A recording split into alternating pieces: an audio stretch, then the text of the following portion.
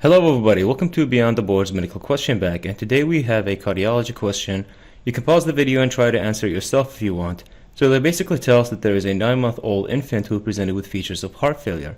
They then performed cardiac catheterization on him, and they also measured the oxygen saturation within each heart chamber. Then they give this diagram showing us the saturation within each heart chamber, and then they ask us what is the most likely diagnosis. Okay, so this is a pretty simple question, although it's very high yield. You're going to come across diagrams like these all the time. So we can see that the oxygen saturation in the right atrium is 78%. And then when it reaches the right ventricle, it suddenly goes up to 86%. Now this normally shouldn't happen if there is no way for the right ventricle to oxygenate this blood. The blood gets oxygenated after it reaches the lungs, so any blood before the lungs should have a relatively consistent oxygen saturation. So the only possible explanation for this is a shunt lesion leading to blood from the left side of the heart, which is oxygenated to mix with blood of the right side of the heart, which is deoxygenated. Because the saturation suddenly went up at the level of the right ventricle, this leads us to believe that this is a ventricular level shunt. So the correct answer in this case is answer choice B, which is a ventricular septal defect. So let's go through the wrong answers one by one.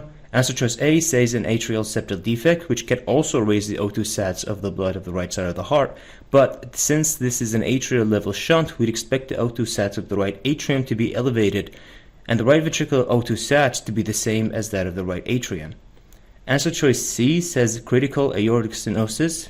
Now this wouldn't cause an elevation in O2 sats since this isn't a shunt lesion, but it would cause a pressure gradient between the left ventricle and the aorta.